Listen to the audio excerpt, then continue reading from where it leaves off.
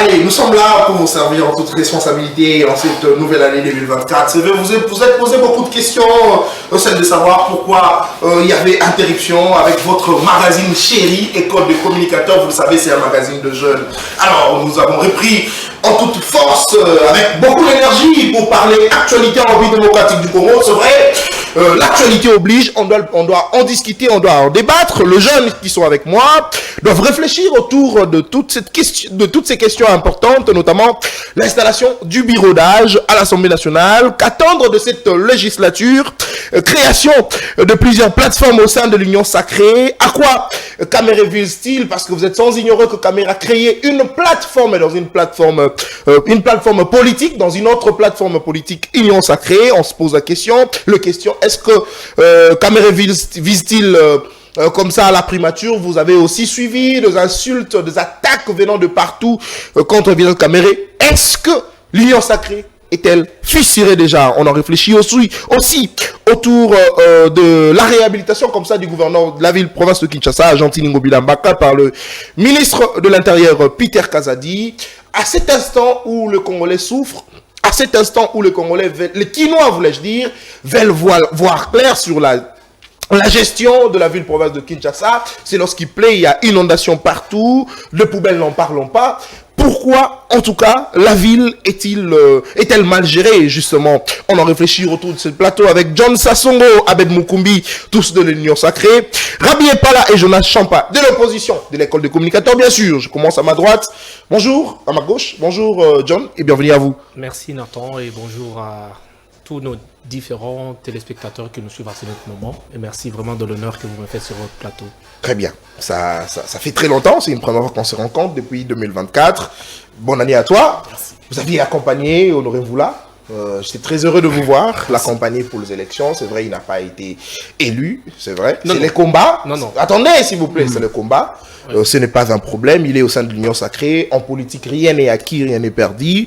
Alors, nous sommes en train de réfléchir sur l'installation du bureau d'âge. Parce que ce fait, le bureau d'âge est installé. Le président Bosso est revenu. En attendant l'installation du bureau définitif, qu'est-ce que le Congolais peut attendre de cette nouvelle législature? Bon, en fait, avant de répondre à votre question, qui est d'une extrême importance, je voudrais préciser quelque chose par rapport à ce que vous avez évoqué tout à l'heure. Je voudrais vous dire ici que Honoré Mvoula est l'un des meilleurs élus du territoire de Luiza. Et jusqu'à preuve du contraire... Ça n'est plus les débats. Non, c'est pas un débat, mais c'est juste une précision que je voudrais apporter. Je voudrais que vous sachiez qu'à Luiza, il n'y a aucun candidat qui a été élu mieux qu'Honoré Mvoula. Il n'y a que des personnes qui ne maîtrisent pas la loi électorale et ses innovations qui peuvent en faire débat là-dessus. Mais nous qui maîtrisons ce qui s'est réellement passé, nous ne pouvons pas faire de débat à ce sujet-là. Voilà. Ce que nous pouvons certainement attendre de cette nouvelle législature, c'est que la Constitution reconnaît au pouvoir législatif comme attribution. C'est justement dans son article 100, lorsque vous lisez, vous comprenez qu'effectivement, le parlementaire a une mission constitutionnelle. D'abord, c'est celle de légiférer de loi et en dehors de ça, de faire également un contrôle sur le gouvernement.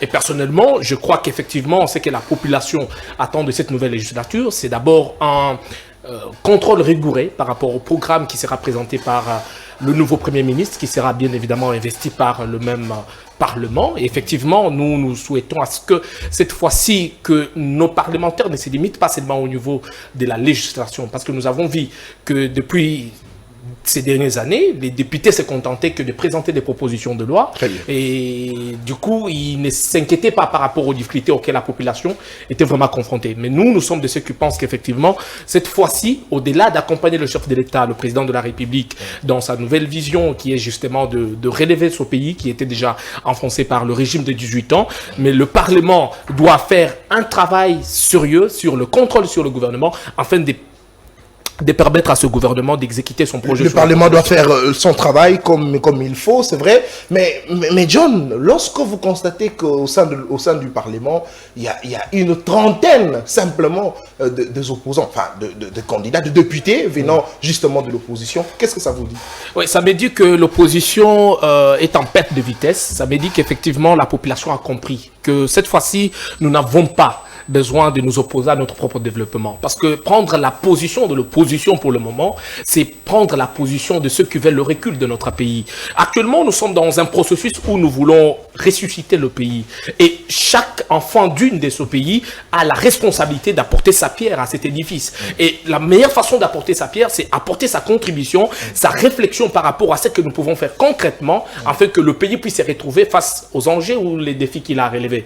Et nous comprenons qu'effectivement, le nombre des opposants au niveau de l'Assemblée nationale prouve à toute suffisance qu'effectivement, la population a compris que nous n'avons plus besoin de nous opposer. Parce qu'ici, oui, nous n'avons plus besoin de nous opposer parce que s'opposer au régime en place, c'est s'opposer à notre changement, c'est s'opposer à notre développement. Voilà pourquoi il y a un nombre d'ailleurs très insuffisant de l'opposition. Mais cela ne veut pas dire que lorsque... Ils ont des mérités, c'est ce que vous voulez dire. Non, ou ils n'ont pas bien battu campagne. Non, ils ont essayé de battre campagne de leur manière. Le problème, c'est que la population n'a pas cru à leurs propositions. Donc ça veut simplement dire que vous croyez aux résultats publiés comme ça par Denis Kadima. Mais les résultats sont évidents.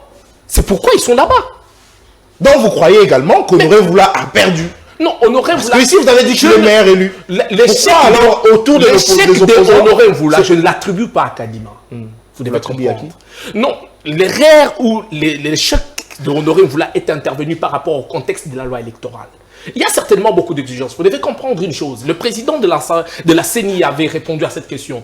Vous pouvez être élu avec 50 000 voix dans une circonscription. La question du seuil. Mais lorsque votre regroupement politique ou votre parti politique n'atteint pas le seuil exigé par la loi électorale, évidemment, vous ne pouvez pas être proclamé. Une dernière question. John Sassongo, lorsque vous constatez au niveau de la députation provinciale, je prends le cas de la ville de Kinshasa, où il n'y a aucun candidat de l'opposition qui a été élu. Ça veut aussi dire que l'opposition a perte de vitesse? Mais je vous dis, je ne sais pas si on sait comprendre. Nathan, nous sommes dans une situation où la population est très éveillée. La population a compris. Très bien. Et de toutes les façons, l'opposition, si l'opposition n'était pas d'accord avec ces résultats, il y aurait eu des contestations.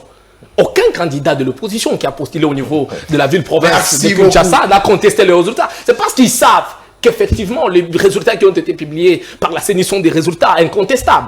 Donc moi, personnellement, je vous dis que nous attendons beaucoup de cette nouvelle législature, mais pour moi, au niveau de Luisa, jusqu'à présent, j'ai confiance qu'à cette dame, en tout cas. Très bien, non, s'il vous plaît, il ne faut pas faire du dialogue sur ce plateau. Non, s'il vous plaît. C'est la vérité. Non, s'il vous plaît. Non, parce qu'elle a fait un travail. On ne discute pas. Elle a fait d'abord. Ne citez pas son nom. Non, je ne cite pas son nom. Mais j'ai dit qu'elle a eu à faire un travail qui a apporté des résultats escomptés à la population. Merci beaucoup. Voilà. Très bien. Les erreurs du passé ne vont plus revenir. Comme Tshisekedi a promis que les erreurs du passé ne vont plus revenir, c'est comme sur ce plateau, il n'y a plus d'Idjalé l'océan.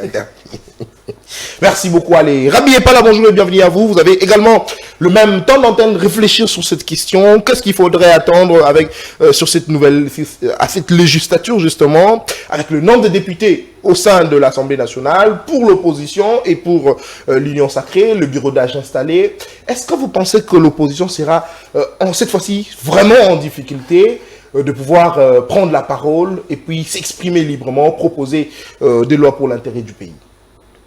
Ok, merci beaucoup, cher Nathan. Premièrement, je tiens à vous remercier pour l'invitation. C'est vraiment un geste régaillardissant, je peux dire. Je salue tous ceux-là qui nous suivent à la maison. Je salue mes co-débatteurs ici présents. Pour répondre à cette question, moi je pense que Fona Lobaro Pena Lingala peut permettre Basian, Bana Paka Juma Balandango, Bana Sirage, Bama Ndunda, Bama ya Pakapaka, Bana Yatondolo va comprendre malam.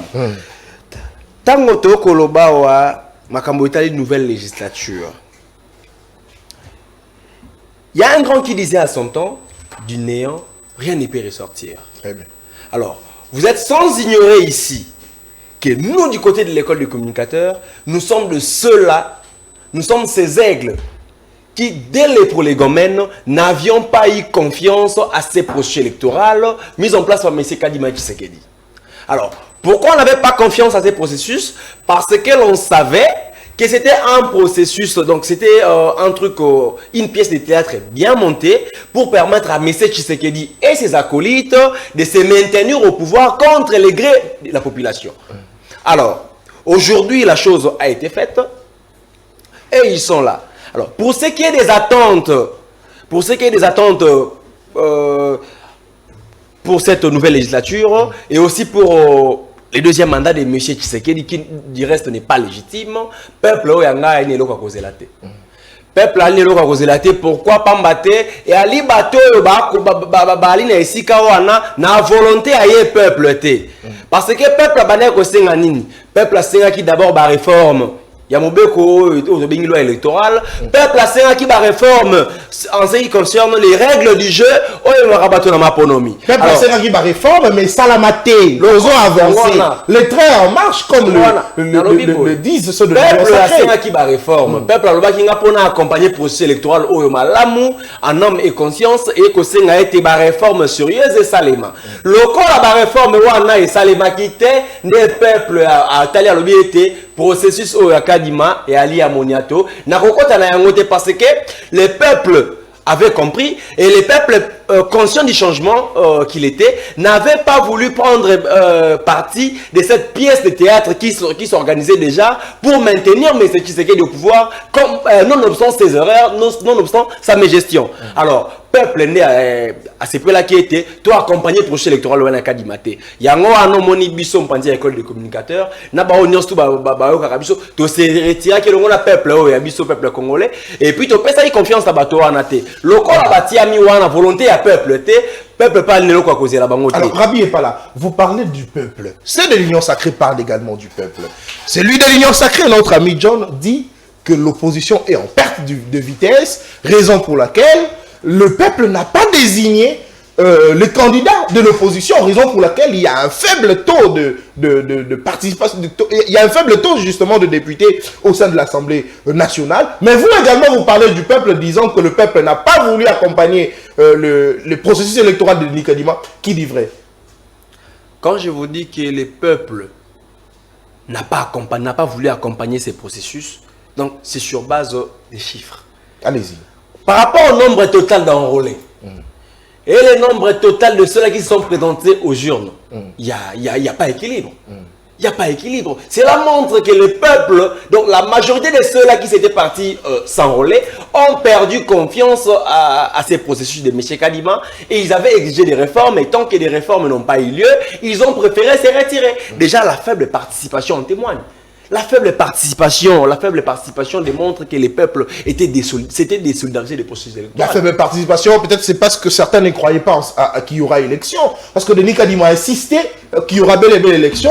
Mais de votre côté de l'opposition, vous doutez. Peut-être c'est la raison pour laquelle le peuple vous a suivi. Non. Raison pour laquelle il n'a pas participé à ces élections. La raison majeure de la non-participation de la majorité du peuple congolais à ces élections, c'était tout simplement parce qu'il n'y a pas eu de réformes sérieuses qui traduisaient, qui donnaient les gages d'une élection crédible. Donc c'était un peu ça la raison de la non-participation de la majorité du peuple congolais. Merci beaucoup, Rabi Epala, Jonas Champa. Bonjour et bienvenue à vous. Ça fait très longtemps que vous participez à cette émission. Merci de votre présence. Nous sommes en train de réfléchir sur cette nouvelle législature. Vous savez que au sein de l'Assemblée nationale, il y a installation du bureau d'âge, le président Bosso qui reprend le bâton de commandement, accompagné du fils Bahati, accompagné de Agé Matemo, le fils. Est-ce que le peuple, cette fois-ci, au regard de la présence des opposants, surtout que nous connaissons à chaque législature, nous avons des opposants comme Délice Sanga, qui est très fort dans une proposition de loi, nous avons plusieurs figures comme ça, qui, cette fois-ci, ne sont pas au Parlement. Est-ce que vous pensez qu'il y aura, cette fois-ci, avec cette vision du chef de l'État, c'est lui qui pense qu'il faudrait travailler pour l'intérêt du peuple, est-ce que vous pensez qu'il y aura aussi, cette fois-ci, de propositions pour l'intérêt de la République, pour l'intérêt du peuple? Alors, merci beaucoup Nathan pour cette opportunité. Encore une fois de plus, ça fait longtemps. Nous étions impliqués dans certaines affaires qu'on était en train de terminer. Il est temps pour nous de reprendre ces combats. Au fait, je ne voudrais pas ici prendre position au regard des idéologies en place. Il est du pouvoir, il est de l'opposition, ainsi de suite. Je retiens que je suis de l'école des communicateurs et nous sommes communicateurs. Notre base et notre idéologie, c'est d'abord la science. Et je voudrais ici prendre la parole comme chercheur en communication. Je crois bien que cette casquette me va mieux. Va bien. Ok. Il s'agit ici, là, d'une nouvelle législature. Et d'entrée de jeu, je voudrais préciser que personne n'est indispensable. et que l'absence d'une personne au sein de la Chambre législative n'handicaperait en rien, alors en rien, la marche du pays. Parce que si nous devons nous en tenir aux principes selon lesquels il faut que telle ou telle autre personne soit là, je pense qu'à un moment, on sera bloqué parce que cette personne-là n'est pas éternelle. Alors, qu'est-ce que nous pouvons attendre de cette nouvelle législature qui a commencé? En fait, ce sont des réformes. Des réformes pas des réformes taillées sur mesure pour essayer d'apporter ce qui ne permettrait pas au pays de pouvoir avancer, mais des réformes sur les plans économiques, des réformes sur les plans judiciaires, mais aussi des réformes sur les plans sociaux. Parce que nous ne pouvons pas comprendre qu'un pays comme la RDC, j'espère qu'on ne parvient pas à définir qui sommes-nous au stade actuel en République démocratique du Congo. Nous sommes ces pays qui figurent presque dans toutes les cellules du monde, qui réfléchissent sur la transition, sur tous les changements paradigmatiques au niveau du monde. Notre participation est massive. Vous vous souviendrez de l'uranium qui a été puisé au Katanga, ainsi de suite. Vous vous souviendrez de notre caoutchouc qui a servi aujourd'hui que le monde puisse marcher, rouler aujourd'hui sur les pneus. Donc, bref, nous sommes la République démocratique du Congo. Et c'est ce qui devrait nous permettre, c'est-à-dire à réfléchir, à adopter ainsi une posture patriotique qui nous permettrait de pouvoir avancer et de maîtriser cette donne pour que nous avancions. Fort malheureusement, nous sommes embourbés par la plupart des politiciens qui ne visent que les intérêts personnels et cela doit cesser. Nous devons viser l'intérêt général. Et donc, le premier sentier sur lequel il faut fonder l'idéologie pour cette 4e législature, c'est que l'institution président de la République devra ici impulser une dynamique qui va dans le sens d'une lutte sans merci contre les antivaleurs, ça c'est un, et corriger toutes les erreurs. C'est-à-dire quoi? Vous voyez tous les proches qui tournent autour du président de la République, ils doivent avoir un leadership comportemental responsable, impulsant les changements, et aussi avoir un modèle de gouvernance exemplaire. Parce que quelqu'un qui est proche du chef de l'État ne peut pas tremper dans des affaires de corruption.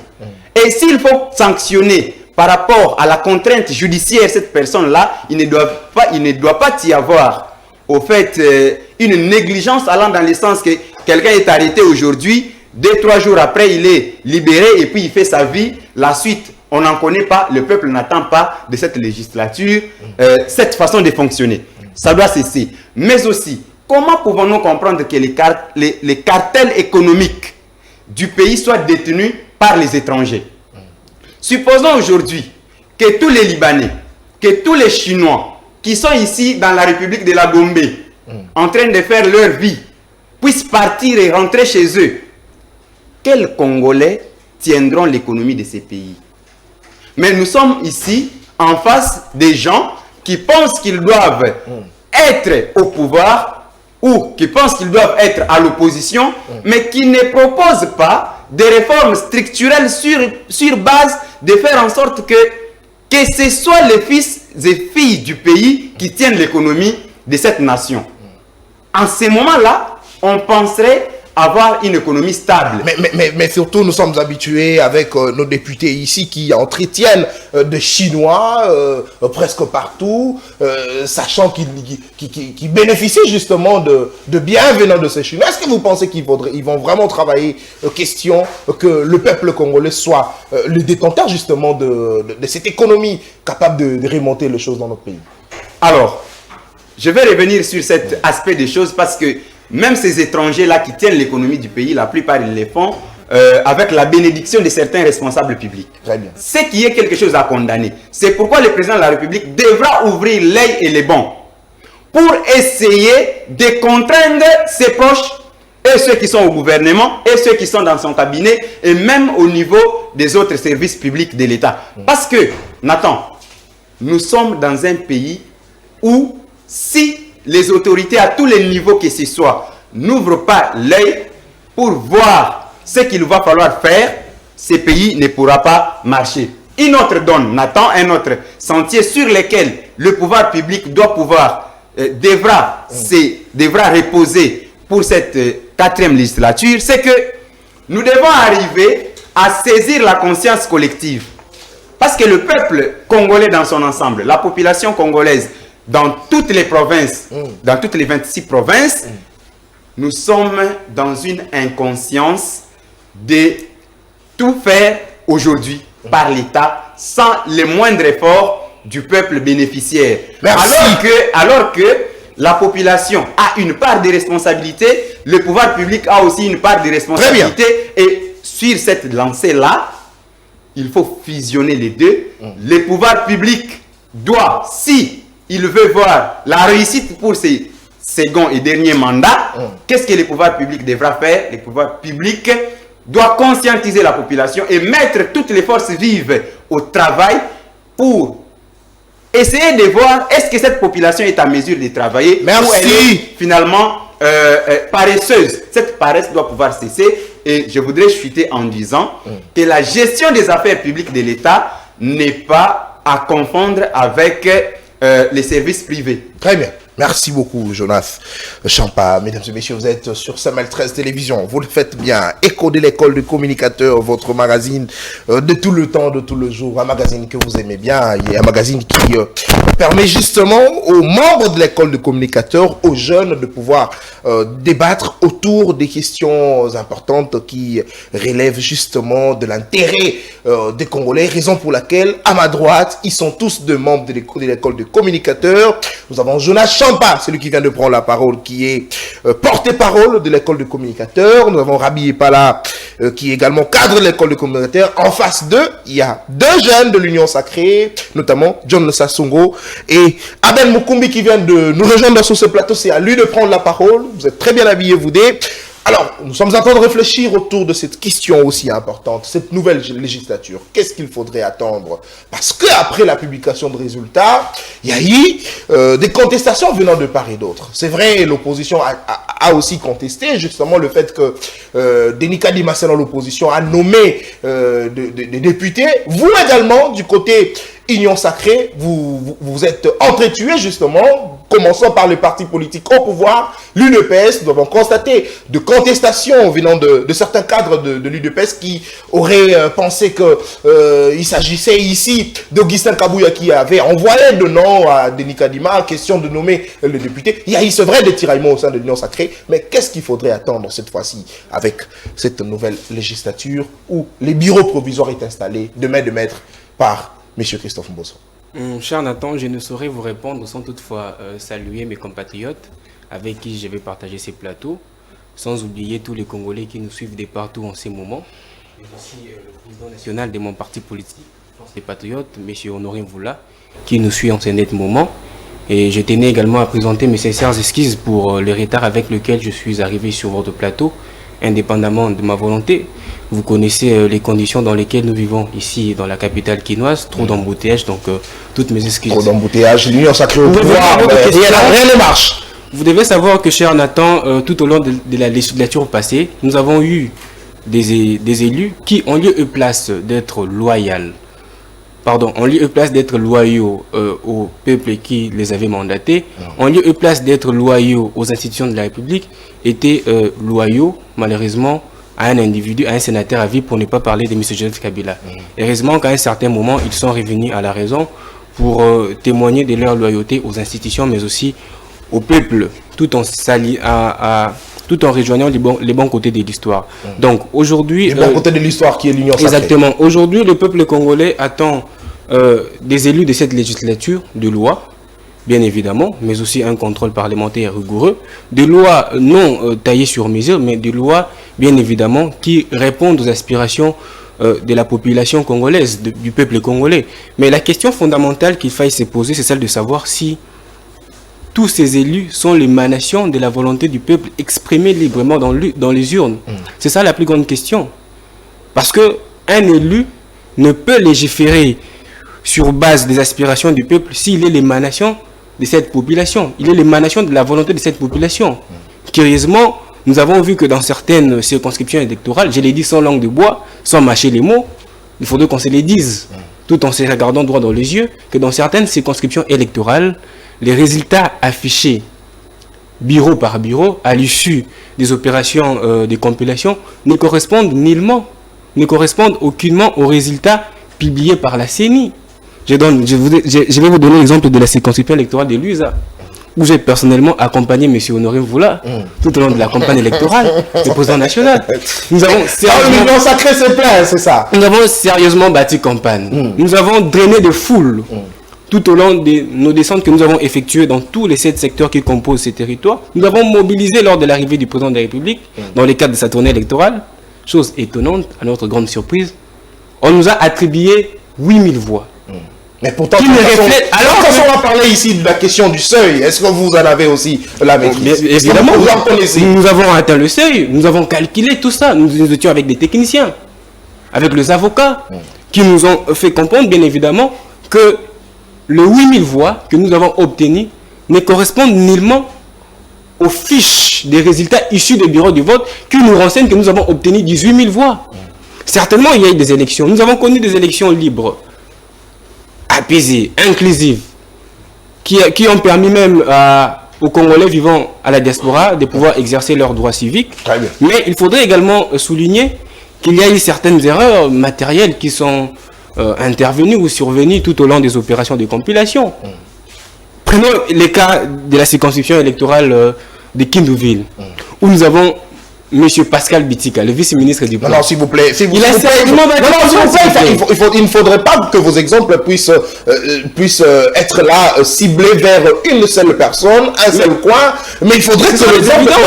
Non, s'il vous plaît. J'aimerais à ce que les exemples puissent justement atteindre l'assentiment de tout Congolais. Parce que j'étais en train de le dire que les opposants avaient contesté d'abord ici le résultat. Au niveau de la présidentielle, disons que Félix Tshisekedi a été proclamé et non élu comme ça, selon les opposants.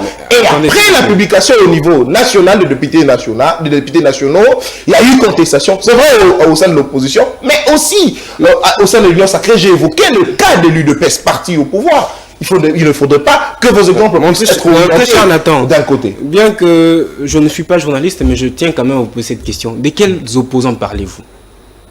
De quels opposants parlez-vous? Parce que tout au long de cette campagne électorale, nous avons assisté à un scénario au cours duquel M. Martin Fayulu, pour qui j'ai beaucoup de respect, a qualifié Augustin Matata Mponyo, Moïse Katumbi, des voleurs patentés.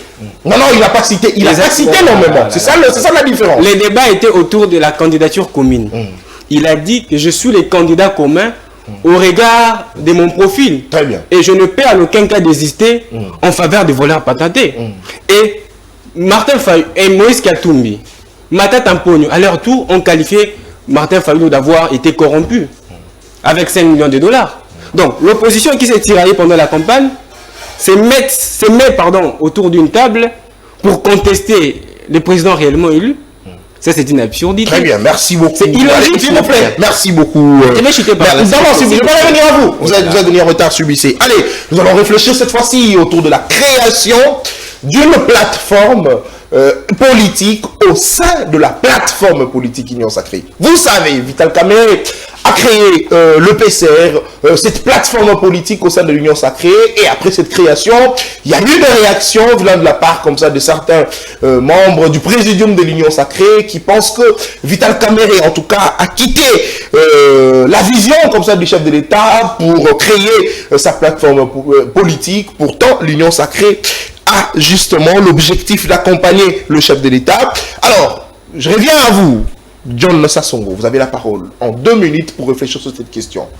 Est-ce que le Congolais peut faire confiance cette fois-ci à la gestion de Félix Tshisekedi avec l'Union Sacrée? Pourquoi? Parce que dès le départ, au début même, avant même la nomination d'un informateur pour enfin nommer un premier ministre, il y a déjà des tiraillements au sein de l'Union Sacrée.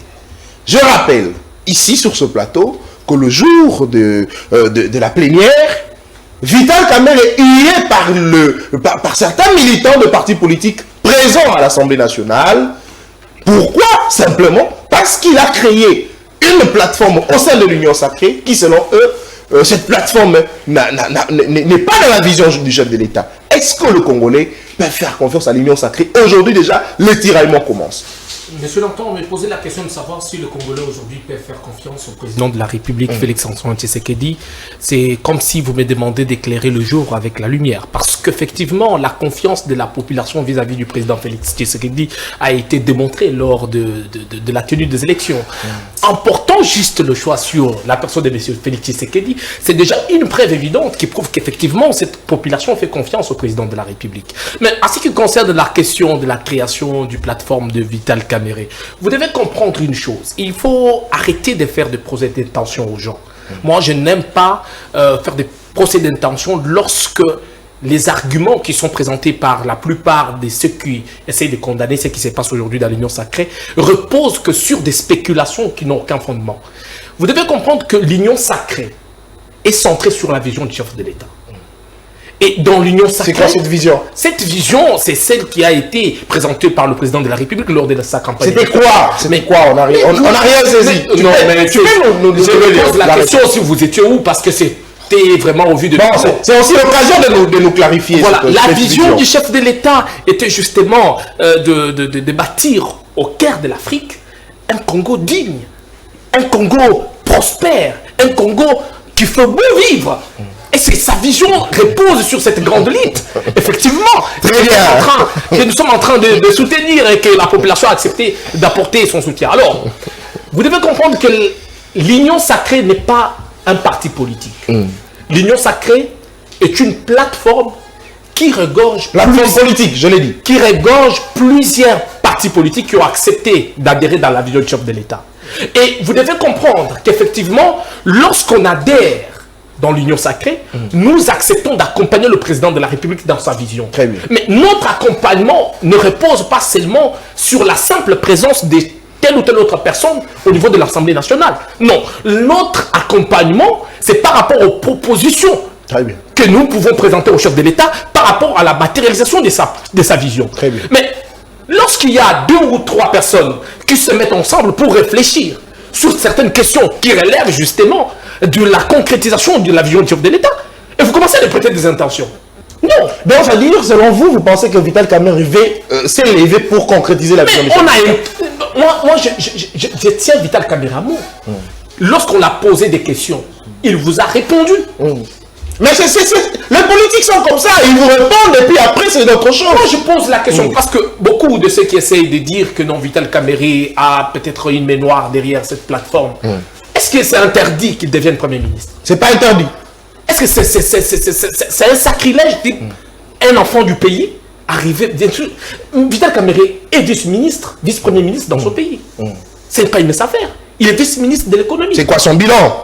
Non, je se poser de questions. Je ne suis pas son porte-parole pour essayer de présenter son bilan ici. Moi, je voudrais vous faire comprendre une chose. Au stade où nous sommes, nous n'avons pas le temps de prêter des intentions aux gens. Merci. C'est au chef de l'État, en tant que le garant du bon fonctionnement des institutions, d'éveiller à ce que les choses se passent effectivement comme il veut, que la population puisse se retrouver dans son second mandat. Et s'il y a eu des ordres au niveau de l'Assemblée nationale par rapport à toutes ces plateformes qui commencent à se créer, la dissolution de l'Assemblée nationale est une proposition. Très bien. Que je suis en train de présenter. Merci beaucoup, la dissolution. Vous en parlez déjà maintenant. Ça fait simplement dire qu'au cours de ces mandats, il y aura 2 choses. Allez, Rabi par là. Certainement, vous allez répliquer sur ce qui a été dit sur ce plateau, mais avec vous, nous devons réfléchir sur cette fissure, j'aimerais le dire déjà ici, au sein de l'Union sacrée, parce que le Premier ministre, Sama Lukonde, a à son tour créé une plateforme où il regroupe une centaine de députés. De l'autre côté, Vital Kamerhe a créé aussi sa plateforme. Et les autres membres du présidium de l'Union sacrée se retrouvent regroupés, notamment Christophe Mbosso, Jean-Pierre Bemba, Augustin Kabouya, Bahati Lukwebo. Mais est-ce que vous pensez qu'à ce stade, déjà au sein de l'Union sacrée, parce que chacun veut tirer les draps de son côté, est-ce que le peuple va se retrouver avec cette gestion de Félix Tshisekedi? Surtout, il faudrait rappeler que le président ne gère pas seul, il est accompagné d'un gouvernement. Est-ce qu'à ce stade, ceux-là qui doivent l'accompagner, qui s'entretuent déjà à ce stade, est-ce que vous pensez que le Congolais va se retrouver? Ok, merci beaucoup cher Nathan. Mais avant d'aborder avec modestie votre question, j'aimerais d'abord répondre sur certaines incongruités que nous avions écoutés sur ce plateau, notamment par mon co-débatteur d'en face ici, Abed Moukoumbi. Donc je suis étonné. Je suis étonné de le voir aujourd'hui en train de défendre, je ne sais pas moi, les camps de l'Union Sacrée. C'est un monsieur ici qui est en train de traiter l'opposition congolaise de tous les mots. Mais c'est ce monsieur avec qui j'ai été tabassé au niveau de la 10e rue lors de la marche parce qu'on exigeait les réformes et l'électoral. Attendez. Vous aviez été tabassé avec lui. J'ai des images. C'est d'ailleurs lui qui m'accompagnait à l'hôpital. On a été tabassé, pourquoi? Parce qu'on revenait de l'émission ici, lorsqu'on partait rejoindre nos leaders de l'opposition au niveau de l'IMT, on s'est fait tabasser parce que moi j'avais mon drapeau et on s'est fait tabasser là-bas par ces garçons de la force du progrès. C'était lui qui m'avait accompagné à l'hôpital. Mais pendant ce temps où il était? Pendant ce temps, j'étais avec lui. Non, il était notamment dans l'opposition. Nous étions tous dans l'opposition et puis il était communicateur du président Martin Fayulu. Très bien. Mais aujourd'hui, c'est étonnant, je viens constater sur ce plateau qu'il est devenu du bon côté de l'histoire. Bon, je comprends, c'est un ouvrier de la dernière, mais c'est déjà un très mauvais signe pour un jeune comme lui. Déjà, si on pouvait... si on peut dire que non, on peut passer au développement de ces pays avec la jeunesse, mais avec une telle jeunesse habituée à la transhumance dès les bas âges, en tout cas, c'est pas évident. Mais attendez, il a été clair dans ses propos. Il dit qu'il n'y a pas d'opposition. Pourquoi? Parce que en lieu et place que les opposants puissent trouver un candidat commun, ils se sont entretués, les uns traitant les autres de voleurs patentés, les autres qualifiant les autres d'avoir reçu quelque chose auprès de l'Union Sacrée, et raison pour laquelle il a tiré toutes les conséquences. Il a quitté l'opposition parce que rien de bon pourrait sortir de l'opposition. Il est clair. Je vous rappelle que ces discours qualifiant les autres de voleurs patentés ont été défendus sur ce plateau par notre ami Abed Moukoumbi aujourd'hui, avec de nouvelles vestes et à l'Union Sacrée, et puis il prétend défendre M. Tshisekedi, quel est Tshisekedi et même. En tout cas, c'est étonnant. Pour revenir à votre question, cher Nathan. Très bien. Vous savez, aujourd'hui, des plateformes s'écréant dans une autre plateforme, cher Nathan, ça nous donne juste l'idée, ça nous fait comprendre ce qui est clairement la vision de M. Félix Tshisekedi. Oh, c'est quoi sa vision? Dis-nous autre chose que ce que nous a dit John Sassongo. Il a voulu habiller un mâle de la plus belle des robes qui existent. Mais malheureusement, ça n'a pas cadré. Rien que par ce qui se passe aujourd'hui au sein de l'Union Sacrée, on peut comprendre la vision de M. Tshisekedi. Vous avez les camps de Vital Kamerhe avec ses députés. Vous avez les camps de M. Samalou Konde avec ses députés. Vous avez les cas de Mossoé Consort, les camps de Mossoé Consort avec leurs députés. Donc, vous voyez, tous se battent autour d'un seul poste. Et les postes en question, on est ici, on ne peut pas se voir les faces. Les postes en question, devant quoi ces gens sont en train de s'agiter, c'est les postes de la primature. Ils cherchent, ils sont là en train de se chercher pour que l'un d'eux puisse devenir Premier ministre. C'est la seule bataille, c'est la bataille à la primature. Mais John l'a dit, ce n'est pas un problème. Si seulement Kamerhe devient Premier ministre, ce n'est pas un problème.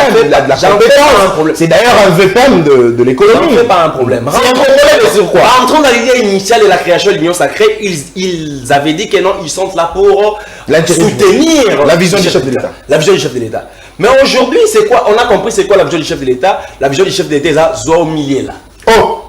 C'est ça la vision du chef d'État. Comment est-ce qu'on a cadre à Zoa au milieu là? Et comme il dit que non, plateforme ça le voyez ici M. Kamerhe qui veut avoir à la primature, n'a ministère rebelle. Voyez ici les cas Mbosso et consort donc ba kolukande et si ka ba kotonde la ba kozwa sanyalo. Donc ça veut dire que donc il y a déjà une fissure, il y a un problème de crise, il y a une crise de confiance qui s'est installée au sein de l'Union Sacrée. Et surtout avec ce qui s'est passé à l'Assemblée nationale, on a hué sur Vital Kamerhe. Et les comportements des leaders est descendu en bas jusqu'au niveau des militants. En tout cas, c'était déplorable. Alors, avec tout ce que nous voyons, puisque nous sommes dans un régime parlementaire rationalisé, il ne peut pas travailler seul, il va travailler avec un gouvernement, il sera accompagné d'une chambre parlementaire en tout cas. dans ça, avec tout ce qui s'annonce, en tout cas, la nation. Merci, Rabi. Comment la tension ne s'annonce vraiment pas bonne et je ne vois pas à quel moment le peuple va se retrouver, puisque de tout cela, autour de ceux qui font comme débat, personne n'évoque les questions majeures liées à la souffrance de la population. Merci, Rabi est pas là. Alors, Abed Moukoumbi, vous êtes de l'Union Sacrée. C'est vrai, on doit en réfléchir, on doit réfléchir.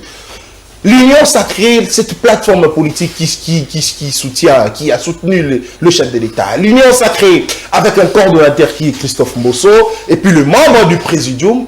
Mais au sein de cette Union Sacrée, il y a deux partis politiques, c'est vrai, mais ce ne sont pas le militant ou cadre de ces partis politiques qui sont membres du Présidium de l'Union Sacrée, mais ce sont le représentant justement de ces différents partis politiques, le leader. Alors, dès lors qu'ils sont en train de s'entretuer, est-ce que vous pensez que la suite serait favorable pour le Congolais? Parce que ce sont ceux-là qui doivent gérer le pays. Ce sont ceux-là qui doivent avoir, de postes ministériels, question de travail pour l'intérêt du pays. Pendant qu'ils sont en train de s'entretuer,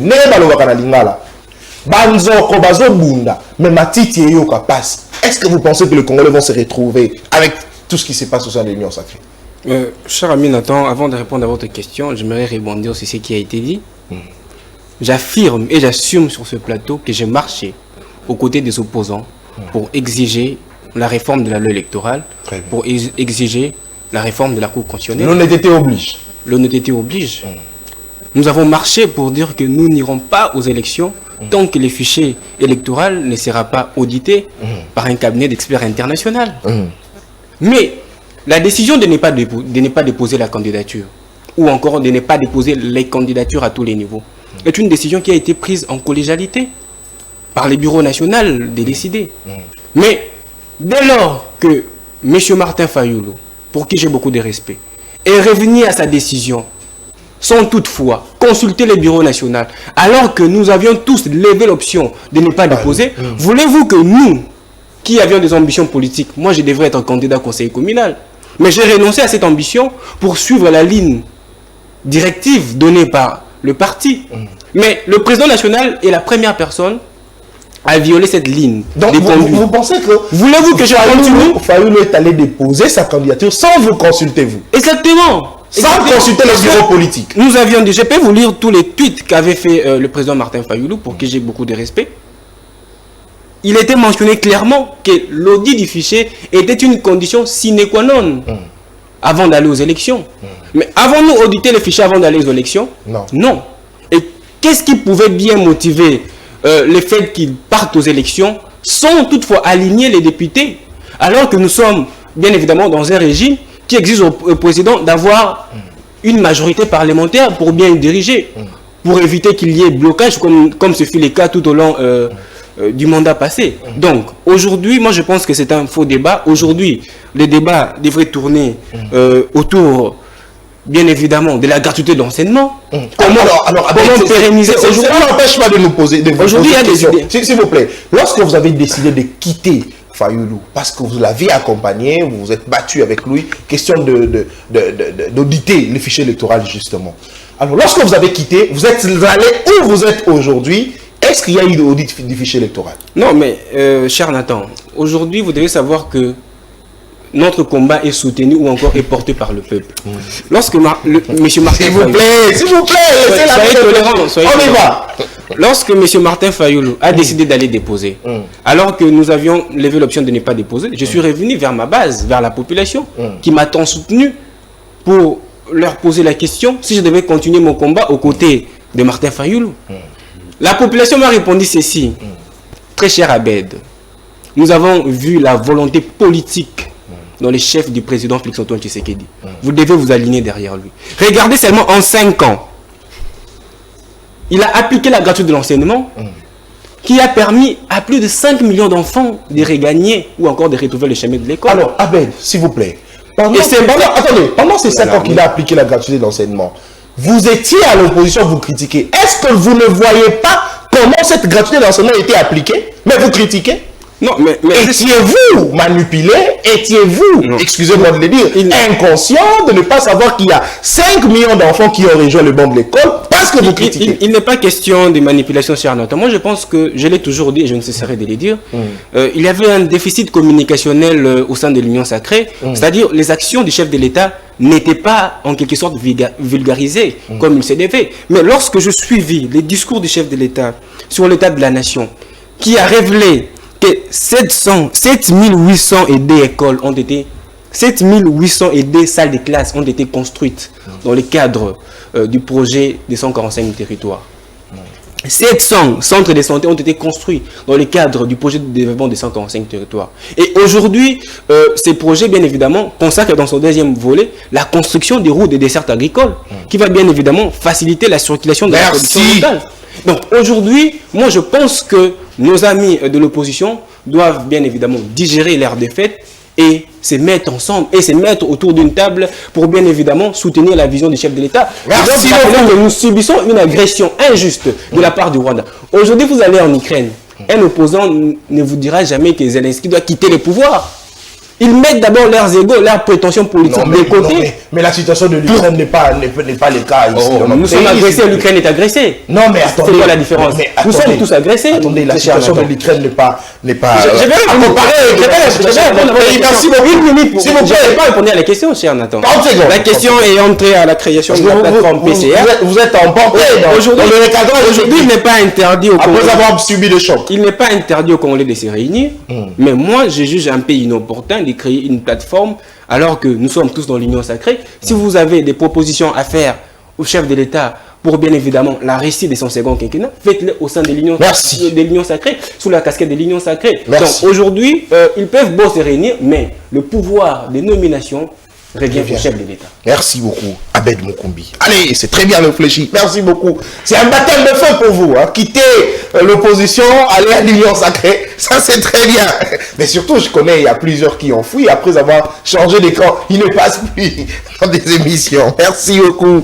Abed Mukumbi, c'est ça un homme politique. Allez, on termine ce chapitre justement avec Jonas Champa. Vous avez la parole. L'Union sacrée s'entretue. L'Union sacrée fissurée, simplement après la création d'une plateforme de Vital Kamerhe au sein de l'Union sacrée, plateforme politique également. Avant même la nomination d'un informateur, avant même la nomination d'un premier ministre, avant la nomination d'un gouvernement. Est-ce que vous pensez qu'avec tout ce qui se passe, les erreurs du passé ne vont pas se répéter comme Félix Tshisekedi l'a dit? Au fait, c'est comme ça que je disais que le président de la République doit s'entourer cette fois-ci de gens qui ont un leadership comportemental responsable et exemplaire. Sinon, s'il faut s'en tenir à telle ou telle autre personne pour son intelligence, on peut se poser des questions sur base de cette intelligence dont on lui reconnaît qu'est-ce qu'il a déjà fait dans sa vie, dans la gestion, là où il a eu des responsabilités.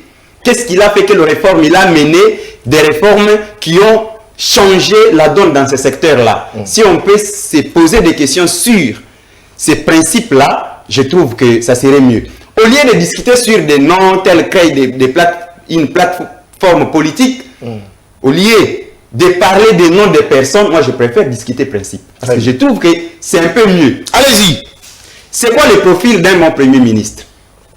Pour quelqu'un qui a déjà été ou qui est déjà vice-premier ministre de l'économie, vice-premier ministre du budget, des finances, dans un pays où nous vivons une précarité en termes une précarité en termes de pauvreté, mais aussi dans un pays où l'inflation a atteint les taux les plus élevés. Nous sommes dans un pays de paradoxes. Taux élevé de pauvreté, taux élevé de richesse. Mais bref, il faut retenir que la richesse ou la puissance d'un pays ne peut pas reposer seulement sur la richesse, mais aussi la puissance d'un pays est idéationnelle. Quelles sont les idées que ces personnes-là dont on est en train de vanter ici ont amené au sein de l'Union sacrée pendant 5 ans ou 3 ans, depuis qu'ils ont été au pouvoir, qui ont changé les secteurs dans lesquels ils gèrent? Parce que le gouvernement, c'est une vision, l'exécutif en soi, c'est une vision globale. quand vous dites que le président veut d'un Congo prospère, la prospérité du Congo n'est pas vague. Elle est divisée, subdivisée dans des secteurs selon les différents domaines répartis en termes de ministères. Prenons l'économie. Quelles réformes sont arrivées? Vous pensez que Vital Kamerhe a le profil d'être Premier ministre dans ces pays? Je me souviens, lui, France lui a posé la question sur les taux de consommation de maïs au niveau du Katanga. Quand il a commandé ça au niveau de la Zambie, quelle était la réponse de Vital Kamerhe s'il était ministre de l'économie dont on avait besoin? Il n'a pas répondu. Comment vous pouvez commander les tonnes de maïs sans savoir le taux de consommation quotidien?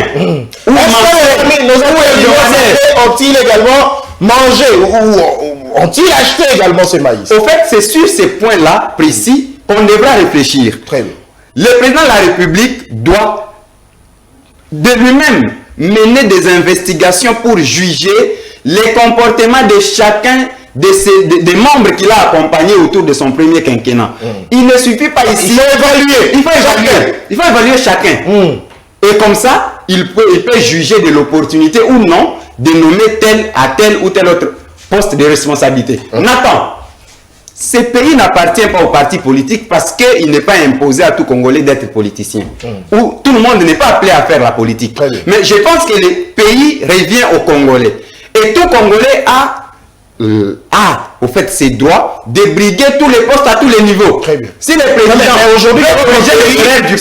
aujourd'hui dans notre pays, pour être nommé, il faudrait quand même venir d'un parti politique. C'est ça le problème. C'est ça la première erreur que je mets au vu et au su du président de la République qu'il devra corriger.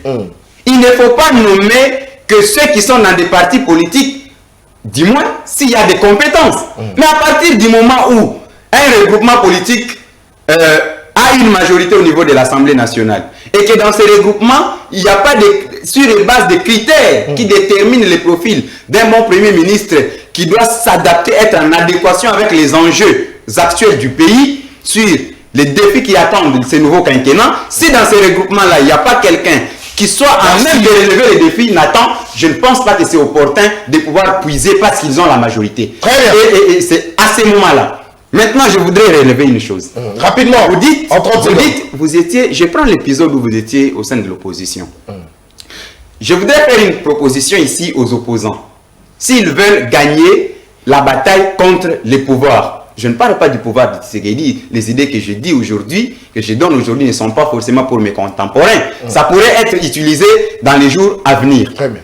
L'opposition, si elle a besoin de gagner la bataille, c'est que lors des réceptions des candidatures, tous les candidats présidents de la République devront se rassembler, ceux qui sont du côté de l'opposition, se rassembler et choisir un candidat commun avant le dépôt des candidatures. Très bien. Tout doit commencer là. Tout doit commencer là. Et non tous aller déposer pour résister en faveur des autres. Quand vous recourez, vous verrez que tous ces candidats-là ont eu des voix. Et ce sont les voix qui devraient servir les candidats communs choisis. Est-ce que ces gens réfléchissent? Moi, je ne comprends pas. Merci. Si on est sérieux avec soi-même, merci. Je vais soutenir un candidat commun, je ne dépose pas ma candidature. Comme ça, tous ceux qui voudraient me voter ne pourront pas me voter. Ils diront que mon nom ne sera pas sur la liste des candidats et par conséquent, ils seront obligés de voter celui à qui j'ai fait allégeance. Merci beaucoup. Maintenant, on attend pour chuter. Non, s'il vous plaît. Non, je voudrais un point. Non, s'il vous plaît. Sinon, je vous récupère une minute dans votre troisième tour de parole. 30 secondes. Nathan, les problèmes auxquels le président de la République est confronté cette fois-ci, c'est la gestion des ambitions. Quand vous entendez tel créer tel créer tel, c'est un problème de gestion des ambitions. Comment gérer ces ambitions-là? Merci. C'est simple. Évaluer les comportements de tout un chacun. trouver quelqu'un qui soit en mesure de pouvoir gérer les Merci pays, pas beaucoup. forcément dans les partis politiques. Merci beaucoup. Nous terminons avec cette question liée à la ville-province de Kinshasa en 2 minutes chacun pour terminer. Vous êtes à 4, 8 minutes. Et puis après, nous terminons cette émission. Alors, je commence avec John Sassongo. C'est vrai, vous allez recadrer certaines choses qui ont été dites sur le plateau, mais faites-les en 1 minute et puis il faut vous répondre à ma question en 1 minute. La gestion de la ville-province de Kinshasa, qui est à la base de ces désordres? Voilà, Monsieur Nathan, avant que je revienne à votre question, je voudrais rencontrer notre ami qui a évoqué la question des principes qu'il n'a pas énumérés, parce que dans tout ce qu'il a eu à proposer ou à parler sur le plateau, je n'ai pas suivi un principe qu'il a évoqué, qui centre évidemment sur le choix d'un Premier ministre. Très bien. Je voudrais vous faire comprendre une chose. La réflexion sociologique ne peut pas être en accord avec la réflexion juridique lorsque celle-ci ne repose pas sur des règles qui encadrent la question politique. Nous sommes dans un domaine politique. Et vous devez comprendre que le pouvoir politique, c'est un pouvoir qui est encadré par des règles. Ce n'est pas ce que tu penses qui s'impose, mais c'est la loi qui régit cette politique qui s'impose. Et selon notre loi, selon notre droit positif congolais, pour être Premier ministre, en dehors de la compétence que tu as évoquée, tu peux être compétent comme tu le penses, mais tant que tu ne remplis pas les critères qui sont exigés par la loi, tu ne peux pas le devenir. Pour devenir Premier ministre, il faut faire partie de la majorité parlementaire. Et lorsque tu présentes effectivement ton plan ou ton projet devant l'Assemblée nationale, c'est à ce moment-là que tu bénéficies de la part de l'Assemblée nationale l'investiture. Sur base, bien sûr, de la nomination du président de la République. Moi, je ne suis pas ici pour dire que je suis de ceux qui pensent que Kamere est mieux placé pour être Premier ministre. Ce n'est pas ce que j'ai dit. Et je ne suis pas ici pour défendre Vital Kamere. Ce que j'ai dit, c'est que c'est trop prématuré de faire des procès d'intention à une personne par rapport à une plateforme qui est mise en place. Parce que l'union sacrée, c'est un regroupement des différents partis politiques, des différents acteurs politiques qui viennent accompagner la vision du chef de l'État. On ne peut pas accompagner la gestion du chef de l'État de manière dispersée. On peut être dans une organisation. La ville de Kinshasa. Révélez. La ville de Kinshasa. La ville de Kinshasa, vous devez comprendre que c'est Kumbuta d'abord qui est à la base de... Attendez. Non, mais je vous dis. Mais Kimbuta n'est déjà pas. on l'a oublié. Mon ami, le travail. Écoutez, le problème de la ville-province de Kinshasa, c'est un problème qui est très profond. Non, mais attendez, ce n'est pas Kimbuta qui a déchu Gobila, ce n'est pas Kimbuta qui a réhabilité Gobila. Écoutez, cette crise entre l'Assemblée provinciale et le gouvernement, ce n'est pas Kimbuta. Le problème, ce n'est pas... Attends une seconde. Écoutez, le problème sérieux au niveau de la ville-province de Kinshasa n'est pas la destitution d'Engobila. Ce n'est pas la suspension qui a été déclenchée par le ministre de l'Intérieur. Nous avons de très sérieux problèmes auxquels la population est chaque fois confrontée au sein de notre ville, province de Kinshasa. Et c'est sur ce genre de questions qu'il faut réfléchir. Moi, je vous dis que le problème de la ville-province de Kinshasa, c'est un problème qui tire sa source de loin. Et la source de ce problème, c'est le régime de 18 ans. Et 5 ans. En 5 ans, dans 5 ans, dans 5 ans, plus, dans 5 ans. Pourtant, ils ne font pas seulement planer. Pourtant, les gouvernements provinciaux versaient, selon les informations, 1 million pour le gouvernement provincial a fait un travail. Nous devons le reconnaître. Sous le règne d'Engobila, nous avons vu le marché Zando être construit. Nous avons vu certains... Mais c'est pas encore fini de la province être... Merci beaucoup. Donc, le problème, ce n'est pas seulement ce que vous essayez de penser. Le problème aussi, c'est ceux-là qui ont laissé la ville-province de Kinshasa dans cet état sans pour autant aider la population à s'y retrouver. Merci beaucoup. Allez, rhabillez pas la ville-province de Kinshasa en 1 minute. Vous concluez directement. C'est vrai, vous allez faire un toilettage en 30 secondes. En 1 minute, vous terminez sur cette question de la ville de Kinshasa. Ok, merci beaucoup, cher Nathan. Mais un peu rapidement, si je dois revenir sur ce qui a été dit. Oui, ça la passi et puis si Kanda Nasuka. Voilà ce que les gens qui ont géré pendant 5 ans, venir jeter la faute à leurs prédécesseurs qui sont passés 5 ans après. 18 ans. Attendez. Soyez tolérants. Le régime de John Sassongo et Abed Mukumbi a géré les pays pendant 5 ans. Très bien. Mais tout ce qui n'a pas marché pendant ces 5 ans qu'ils ont géré, il y a régime antérieur, on doit l'appeler comme ça, le régime antérieur de Kabila. Donc, pour tomber dans la logique, il y a notre ami Nathaniel Onokomba Kalfiera Bango, d'un régime adamique. Donc, c'est un régime. La faute, c'est pas moi. C'est un régime qui n'est responsable de rien. C'est un régime qui n'aime pas s'assumer. Mais aujourd'hui, on doit le dire clairement que les vrais problèmes, il y avait la Kinshasa et Zalaki, la vision du chef de l'État. Le problème, c'est la vision du chef de l'État. Pourquoi la vision du chef de l'État? Sur ce point, pourquoi c'est la vision du chef de l'État? Parce que on nous a fait croire que la gestion d'une ville était de danser Fachi na Fachi, béton à béton. Merci Rabi. Allez, Mukumbi, Abed, vous terminez en 1 minute également la gestion de la ville de Kinshasa, cette crise, Jekoko Mulumba, gouverneur à l'intérim, et puis après Ngobila réhabilité, on se pose des questions qui va vraiment apporter de solutions à ce problème, surtout à tout moment quand il y a la pluie, inondation partout. Vous répondez à cette question en 1 minute. Vous avez constaté qu'on n'a plus des écrans derrière allumés. Pourquoi? Parce que il n'y a pas de courant. Le courant vient de se couper. Le courant des lignes sacrées. Cher Nathan Kianza, vous devez savoir qu'aujourd'hui, qui dit développement dit processus. Et qui dit processus, un processus ne peut jamais se faire en un clin d'œil. Donc, ce qui est sûr, il y a des choses à faire.